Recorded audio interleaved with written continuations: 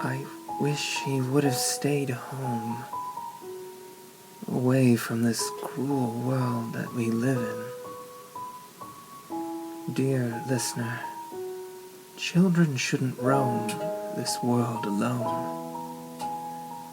But we can't keep them in their nests forever. My son left his room one night to the enchanted chirping he heard just outside his window. And in that moment I knew what it was. But only from my years of studying the creature.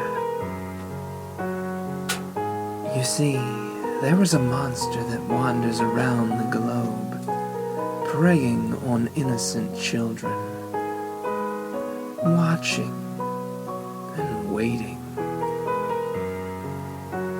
I remember it fondly now. It was September 15th, 1983. That was the year my wife and I escaped the busy world of New York to live our lives in the country in North Dakota. We lived there happily for several years. That was until I discovered my one true love, studying the Seed Eater. The Seed Eater is a disturbed bird-human hybrid that roams the forests stalking children and abducting them in part of its legend. On June 19th, 1987, I first saw it in a tree on my front lawn. I was in a daze when I saw it. My destiny beckoned to me in that moment, and it said, follow it, love it, learn it. Around the same time, 2 weeks later, I woke to a strange tapping noise on my front window. I knew that it was him. I ran out of the house to see it sitting in the tree, staring down into my eyes. I nearly cried from the majesty of the thing. I remember it telling me that it wanted my help, and I knew I would do anything for it. On April 3rd, 1988, the Seed Eater arrived at my window again. I was overjoyed. It said that it was time, and I remember. You see, the Seed Eater devours children in order to keep itself alive, indulging in their youth to live forever. I remember there was a little boy. Oh, what was his name?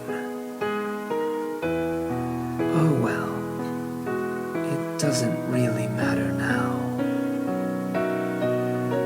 I remember going to his house and knocking on the door at 4:29 a.m., but no one answered. I saw the bay window. It was the boy's room. And I went to tell the Seed Eater. Let's just call him S.E. for now. He told me how to get his attention the next day. A couple of weeks went by and the stench of flesh was getting disgusting. Where was S.E.? The parents of the boy put up lost posters last week. I wonder why they didn't worry for the first 2 weeks. Oh well, I'm not concerned.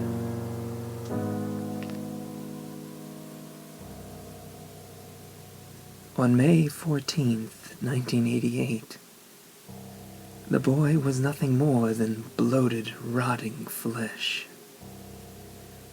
and the SE was nowhere to be found. I guessed my services were no longer needed. May 15th, 1988.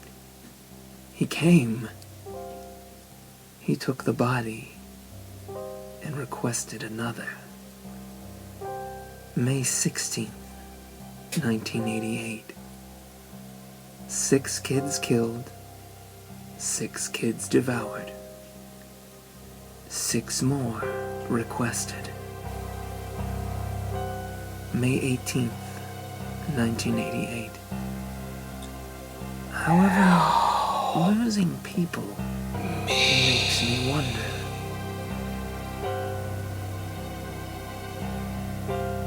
The Seed Eater came tonight. He said kids weren't doing the trick anymore. He wanted something bigger.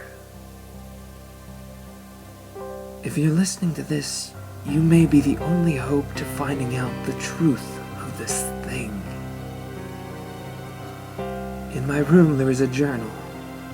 On page 49, you'll discover how to take the life out of this monster. But he's had me under a tight death grip, and I couldn't do it. But maybe you'll have more strength than me. Goodbye, everyone. I hope being eaten is what I brought on to myself.